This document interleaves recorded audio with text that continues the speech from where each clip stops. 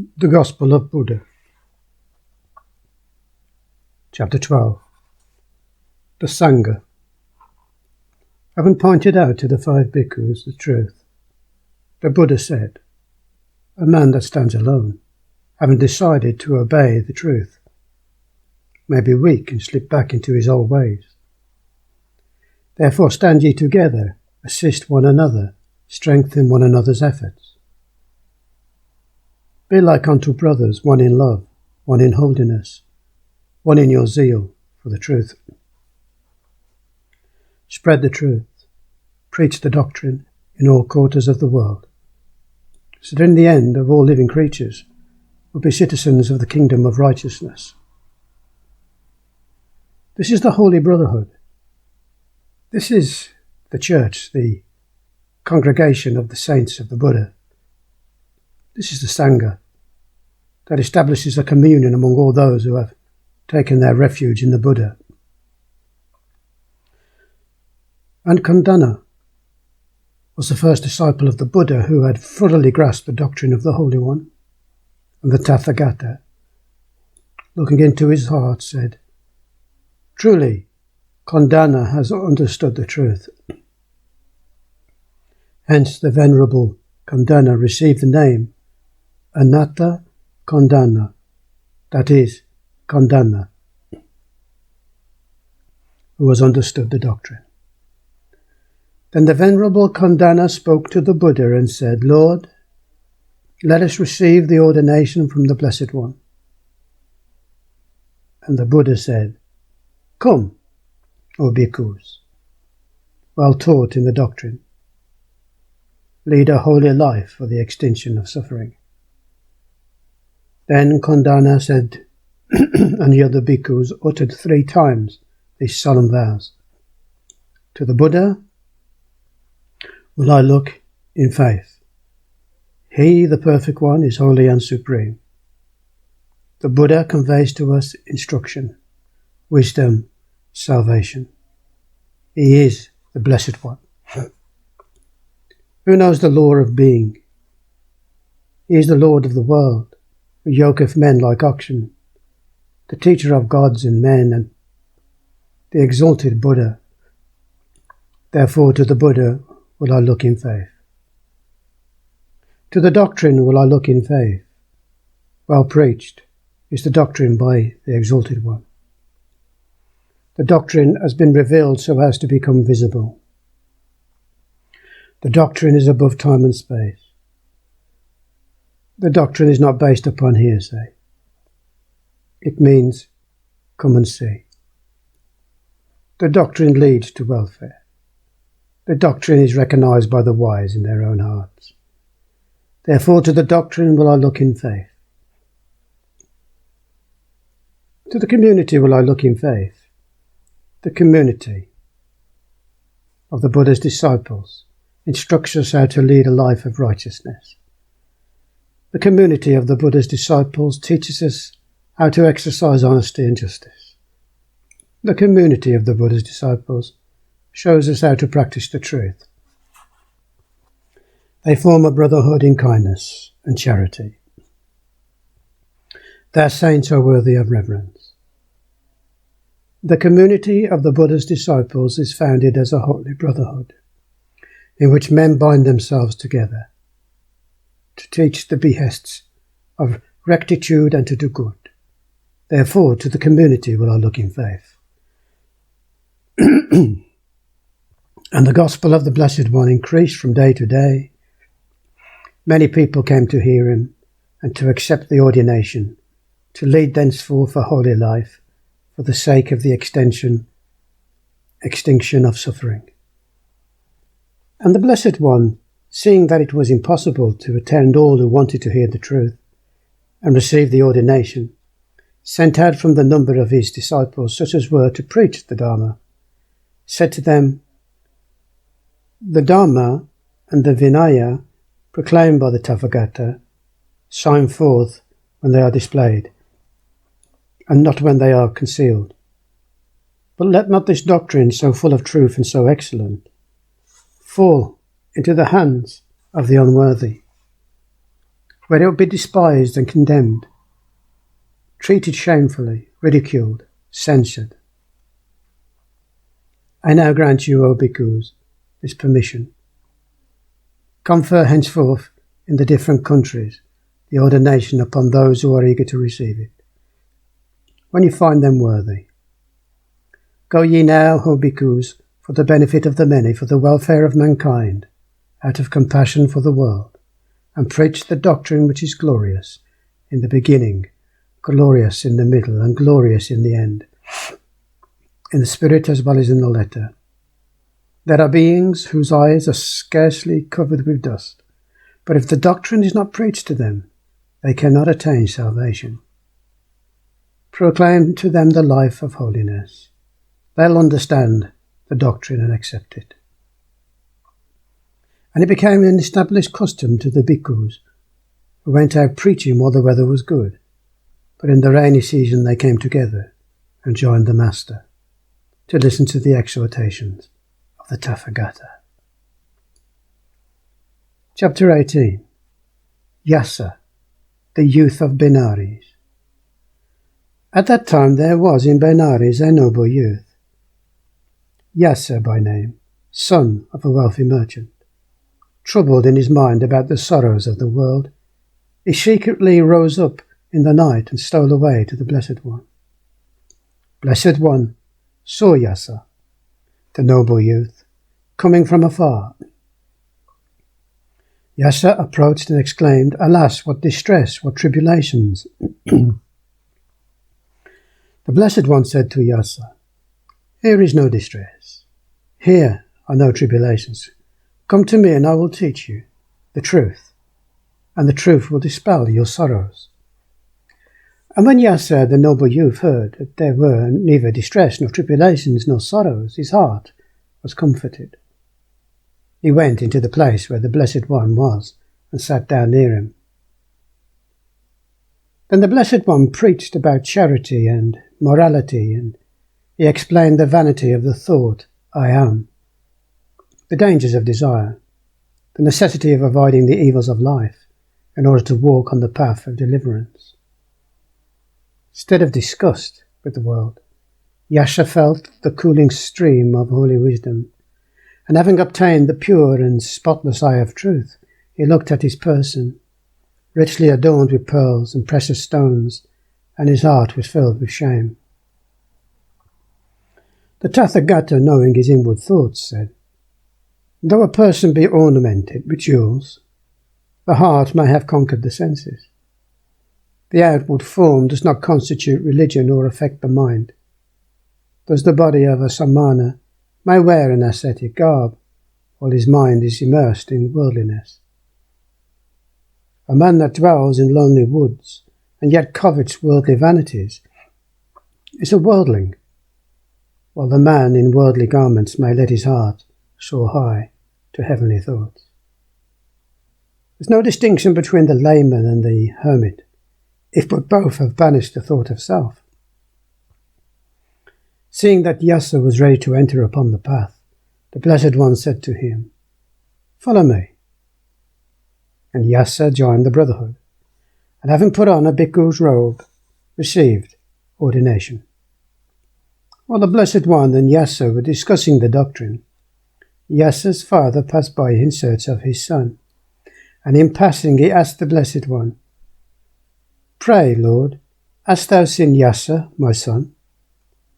Buddha said to Yasa's father, "Come in, sir, you will find your son." And Yasa's father became full of joy, and he entered, and he sat down near his son, but his eyes were holden and he knew him not, and the Lord began to preach. And Yasa's father, understanding the doctrine of the Blessed One, said, "Glorious is the truth, O Lord.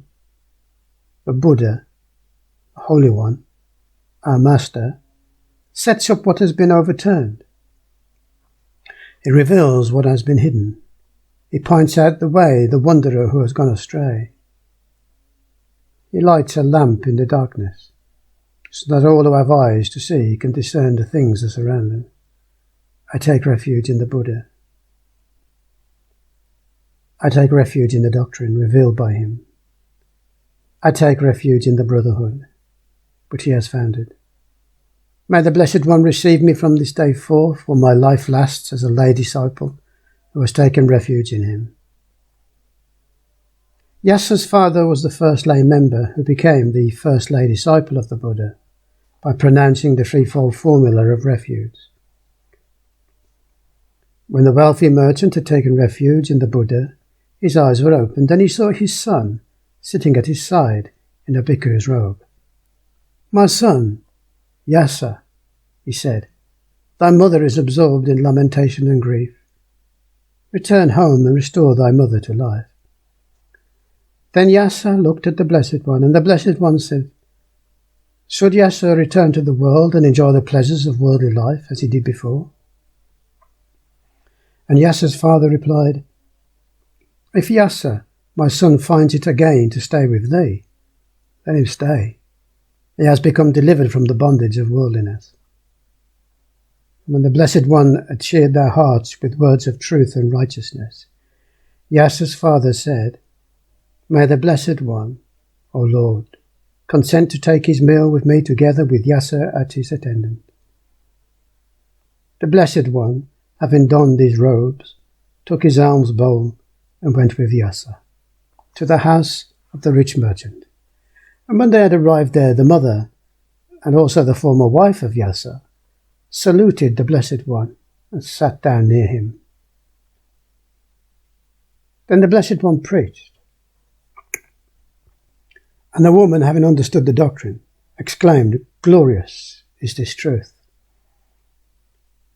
Lord, we take refuge in the Buddha, our Lord. We take refuge in the doctrine revealed by him.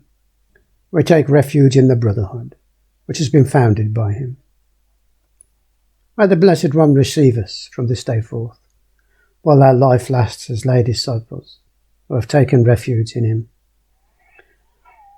The mother and the wife of Yasa, the noble youth of Benares, were the first women who became lay disciples and took their refuge in the Buddha.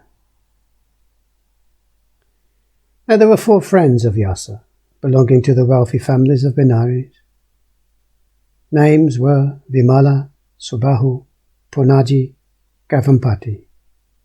When Yasa's friends heard that Yasa had cut off his hair and put on bhikkhu robes to give up the world, gone forth into homelessness, they thought, "Surely that cannot be a common doctrine. That must be a noble renunciation of the world. If Yasa, whom we know to be good and wise, has shaved his hair, put on bhikkhu robes, to give up the world and go forth into the homelessness." And they went to Yasa, and Yasa addressed the Blessed One, saying, "May the Blessed One administer exhortation and instruction to these 4 friends of mine." And the Blessed One preached to them, and Yasa's friends accepted the doctrine, took refuge in the Buddha, the Dharma, and the Sangha. Chapter 19, Kassapa. At the time there lived in Uruvela the Jatilas, Brahman hermits with matted hair, worshipping fire and keeping a fire dragon, and Kassapa was their chief. Kassapa was renowned throughout all India, and his name was honoured as one of the wisest men on earth and on authority on religion. And the Blessed One went to Kassapa of Uruvela, the Jatila, and said, "Let me stay a night in the room where you keep your sacred fire." Kassapa, seeing the Blessed One in the majesty and beauty, thought to himself, "This is a great Muni and a noble teacher. Should he stay overnight in the room where the sacred fire is kept, the serpent will bite him and he will die." And he said, "I do not object to your staying overnight in the room where the sacred fire is kept, but the serpent lives there. He'll kill you, and I should be sorry to see you perish." But the Buddha insisted, and Kassapa admitted him to the room where the sacred fire was kept. And the Blessed One sat down with his body erect, surrounding himself with watchfulness. In the night the dragon came to the Buddha, belching forth in rage his fiery poison.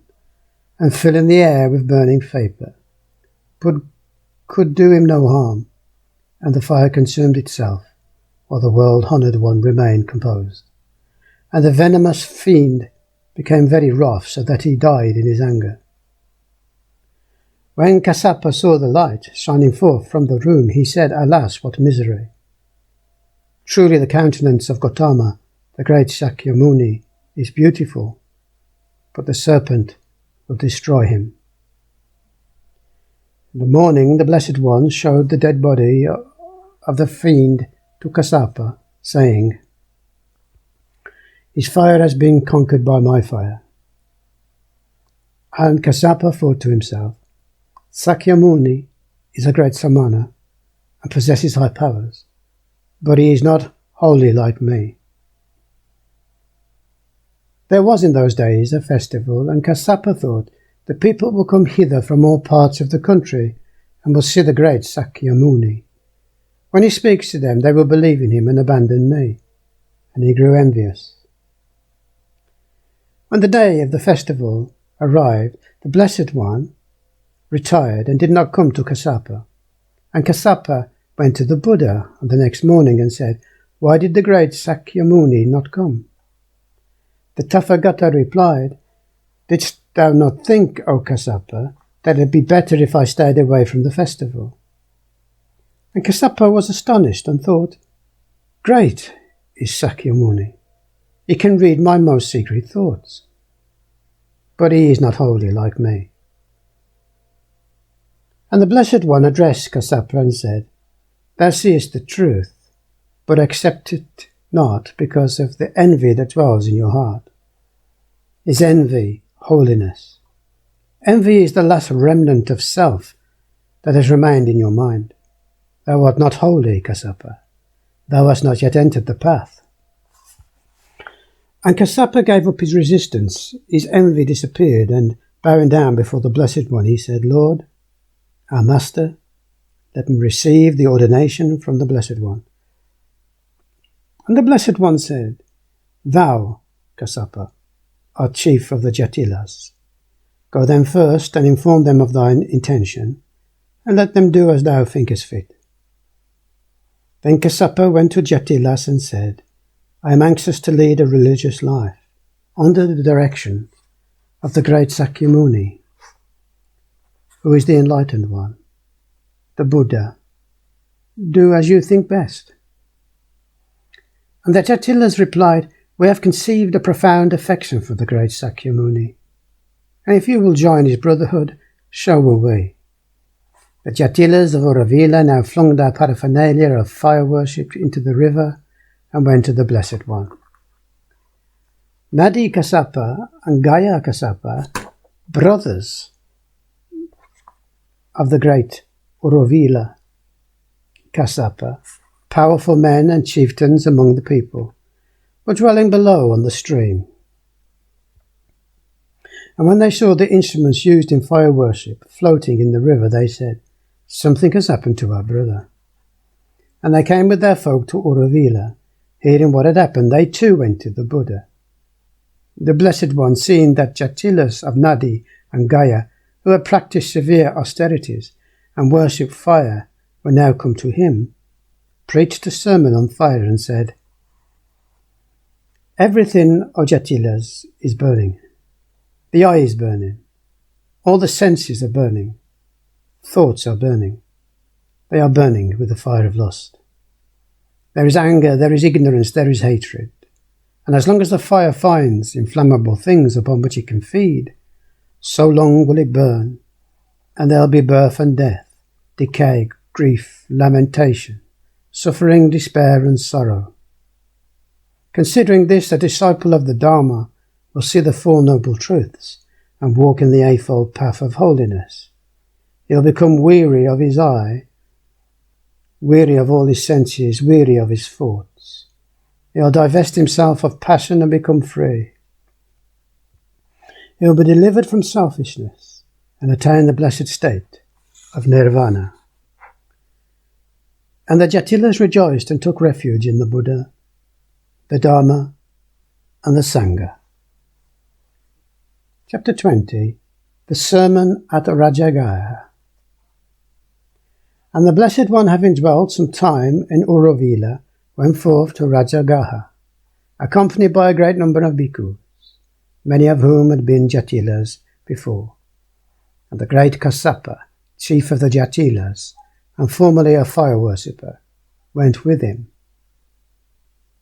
When the Magadha king Seniya Bimbisara heard of the arrival of Gautama Sakyamuni, of whom the people said he is the Holy One, the blessed Buddha, guiding men as a driver curbs bullocks, the teacher of high and low, he went out surrounded with his counsellors and generals, came to the grove where the Blessed One was, and there they saw the Blessed One, in the company of Kassapa,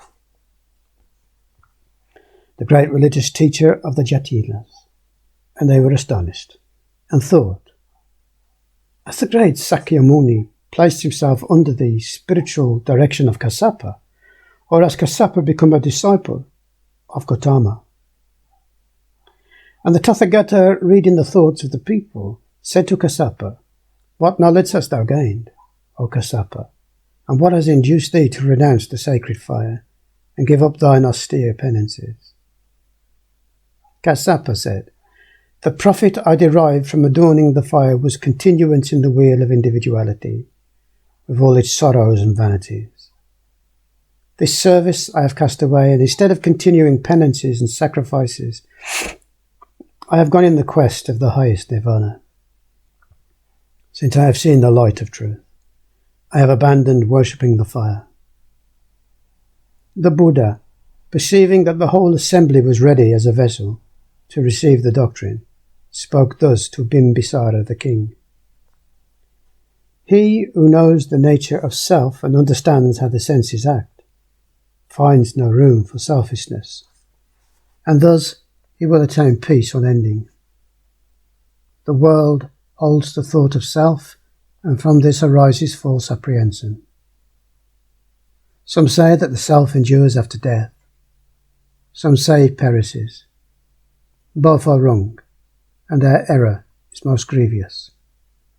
For if they say the self is perishable, the fruit they strive for will perish too, and at some time there will be no hereafter. Good, evil, would be indifferent. This salvation from selfishness is without merit. When some, on the other hand, say the self will not perish, then in the midst of all life and death there is but one identity, unborn and undying. If such is their self, then it is perfect and cannot be perfected by deeds. The lasting, imperishable self could never be changed. The self would be Lord and Master, and there would be no use in perfecting the perfect moral aims, and salvation would be unnecessary. But now we see the marks of joy and sorrow, where is any constancy. If there's no permanent self, what does our deeds? Then there is no self. There is no actor beyond our actions, no perceiver beyond our perception, no Lord beyond our deeds. Now attend and listen. The senses meet the object, and from their contact sensation is born. Thence results recollection. Thus, as the sun's power through a burning glass causes fire to appear, so through the cognitions born of sense and object, the mind originates, and with it the ego, the thought of self, whom some Brahman teachers call the Lord. The shoot springs from the seed is not the shoot. Both are not one and the same, but successive phases in a continuous growth, such as the birth of animated life. Ye that are slaves of the self and toil in its service from morn until night, ye that live in constant fear of birth, old age, sickness and death, receive the good tidings that your cruel master exists not. Self is an error, an illusion, a dream. Open your eyes and awaken. See things as they are, and you will be comforted. He who is awake will no longer be afraid of nightmares, and he who has recognized the nature of the rope that seemed to be a serpent will cease to tremble. He who has found there is no self will let go all the lusts and desires of egotism. The cleaving to things, covetousness and sensuality inherited from former existences are the causes of the misery and vanity in the world. Surrender the grasping disposition of selfishness, and you will attain to the calm state of mind, which conveys perfect peace, goodness, wisdom. And the Buddha breathed forth this solemn utterance: do not deceive, do not despise each other anywhere. Do not be angry, nor should ye secret resentment bear. For as mother risks her life and watches over her child, so boundless be your love to all, so tender, kind, mild. Yea, cherish goodwill right and left, all round, early and late, and without hindrance, without stint, from envy free and hate. While standing, walking, sitting down, whether you have in mind, a rule of life that's always best is to be loving, kind. Gifts are great. The founding of viharas is meritorious meditations and religious exercises pacify the heart. Comprehension of the truth leads to nirvana. But greater than all is loving kindness. As the light of the moon is 16 times stronger than the light of the stars, so loving kindness is 16 times more efficacious in liberating the heart than all other religious accomplishments taken together. This state of heart is the best in the world. Let a man remain steadfast in it while he is awake, whether he is standing, walking, sitting, or lying down. When the Enlightened One had finished his sermon, the Magadha king said to the Blessed One, in former days, Lord, when I was a prince, I cherished 5 wishes. I wished, that I might be inaugurated as a king. This was my first wish. It was fulfilled. Then I wished, might the Holy Buddha, the Perfect One, appear on earth while I rule, and might he come to my kingdom. That was my second wish, and it was fulfilled. Further I wished, might I pay my respects to him. That was my third wish. It's been fulfilled. The fourth wish was, might the Blessed One preach the doctrine to me. It's been fulfilled. The greatest wish, however, was the fifth wish. Might I understand the doctrine of the Blessed One? And this is fulfilled too. Glorious Lord, most glorious is the truth preached by the Tathagata. Our Lord, the Buddha, sets up what has been overturned. He reveals what has been hidden. He points out the way to the wanderer who has gone astray. He lights a lamp in the darkness, so that those who have eyes to see may see. I take my refuge in the Buddha. I take my refuge in the Dharma. I take my refuge in the Sangha. The Tathagata, by the exercise of his virtue, by his wisdom, showed his unlimited spiritual power. He subdued and harmonized all minds, and he made them see and accept the truth. And throughout the kingdom, the seeds of virtue were sown.